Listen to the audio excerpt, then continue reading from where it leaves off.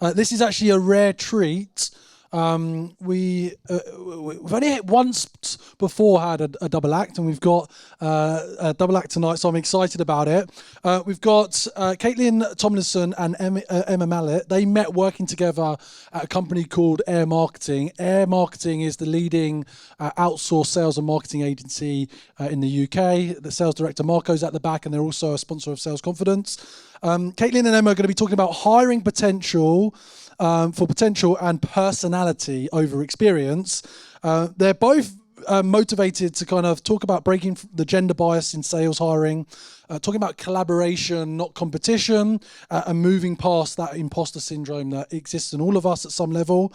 Katelyn actually spoke at a sales confidence event a few months ago, and she was straight out of school, straight into sales at 18. And how old are you now? 19! So, big kudos for her being up on stage. And Emma is now got her own business, and she's supporting people in their early careers. And so, can we have a big round of applause for Katelyn and Emma, please? I'll give you another one. Up on the stage. Thank you. Hi everyone, I'm Katelyn. Hi, I'm Emma. So it was just over a year ago that I started my sales career at Air Marketing, where I was a BDE doing business for our clients. Now, as James said, I see some friendly faces here from 6 months ago when I was last talking about how I believed knowing nothing about sales helped me become successful in my first couple of months. This was due to just being able to be my authentic self when talking to prospects. 6 months on, I want to talk about the power of potential and how we can debunk the stereotypes of how a salesperson should look or act or behave in any way. So why me? That's a question we probably all asked ourselves at some point. But in this light, it was a good one because I asked myself that when I was promoted to an SDR from a BDE, as opposed to my colleagues who had had so much more experience than me. And luckily for me, it is because I believe in the power of potential and personality as well, with these 3 main points. The first being adaptability. So the sales environment can change rapidly, all the time, very quickly, especially with technology. But to have an adaptable and flexible mindset allows you to embrace change instead of resisting it. And also, if you're training somebody who knows absolutely nothing about a product, that's going to be so much better than training someone with the wrong idea of what a product is or no knowledge or the wrong knowledge. The second is motivation and drive. So if confidence, positivity, and resilience come easy to you in everyday life, then that's all you need to start your sales career in a junior level role. Resilience doesn't come from experience during the sales role. We all deal with rejection in day-to-day life. So if you take that to your career, that's the experience that you need.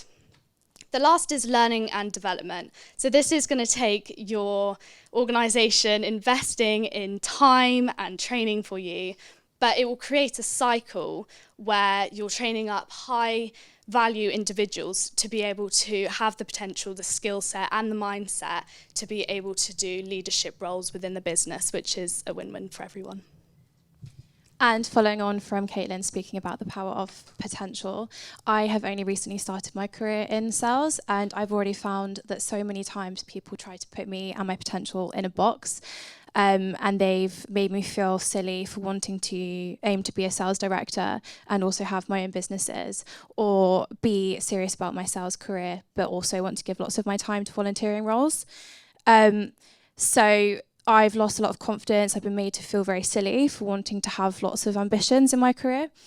And that's a big problem for women in the sales industry, because I find that when I see my male peers say the same ambitions for their careers, they're celebrated for being ambitious, whereas I'm made to feel silly. So how do we get rid of this box that people put us in and our potential?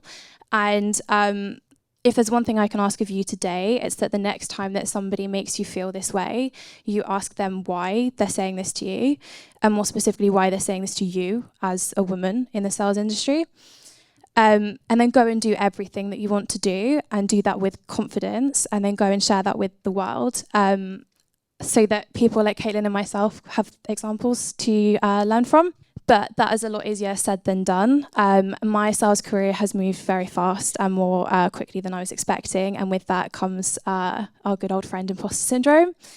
I have felt underqualified, inexperienced, too young, not good enough so many times already in my career. Please raise your hand if any of you here have felt imposter syndrome in your career or your job role. Yeah, pretty much everyone. So that just goes to show, especially for women in the sales industry, that this is very common. And I'm lucky enough that in my sales roles I've been supported, that I've never been made to feel that this is actually true. So why do I still find myself stopping myself from speaking up in boardrooms or giving my opinions to decision makers? I've done more reading into this, and I found a study of 4,000 people, and 53% of women said that they felt unqualified and self-doubt. And women are most likely to feel imposter syndrome in their job roles at 73%. This is ridiculous. And how can we break through this imposter syndrome that we feel as women in the sales industry? I'm still learning this at the moment. It's partly why I'm stood up here. But I have found so far that I've pushed myself to do things which I've not felt qualified to do, and I've been putting off until I felt ready. And I've since found that actually I never had to feel ready. I had to just believe I was ready. And as women, we can support our colleagues to push through imposter syndrome by recognizing when this is happening to them and give them the power of self-belief over self-doubt. And I believe that when you give people this power of self-belief over self-doubt, amazing things can happen in sales teams. And I think that collaboration is as valuable as competition in sales teams. And Katelyn and I, we competed, but we also collaborated together and supported one another. And I think that had we not collaborated and supported each other, we wouldn't be stood here together today. And we were also able to maintain a 100% attendance, 100% proposal rate together as a team and as individuals. And the last thing that I've learned in my career so far is there is a severe lack of women in decision maker roles within the sales industry.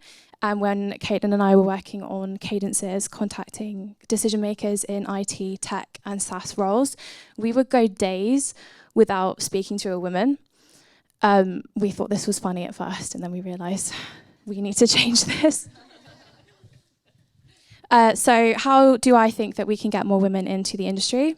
I believe that if we can break through the boxes that we are put in and our potential is put into, and we can break through imposter syndrome, we can help support each other and collaborate with each other, and then hopefully we will see more women in sales roles and therefore more decision-making roles within the sales industry.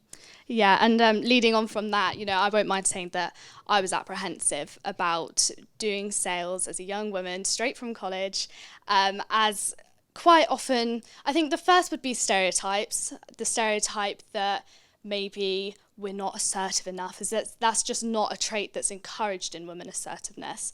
And I was even told by a colleague who will remain nameless, that I'd be too soft for sales, and it just wouldn't work for me.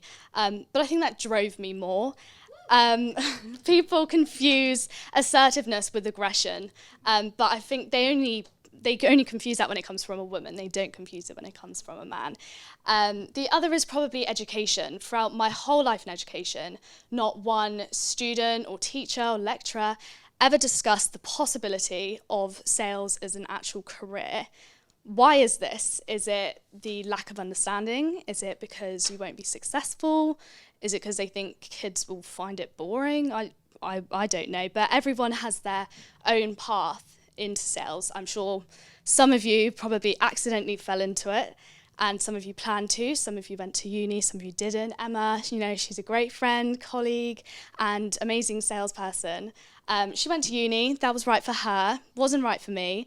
I can remember sitting with a lecturer, she was really pushing for me to go to uni, but I just could not think of what 3 years of uni, career-wise, would do for me that 3 years of just being out there and getting it done wouldn't. So I asked her that question, she didn't have an answer, so I went and just got straight to it. But yeah, life isn't a one-size-fits-all sort of thing, not your career, not your personal life, nothing. So we have a saying at Air Marketing, which is to be brave and sell more. But for tonight, our advice to you is to be brave. And be yourself. Thank you.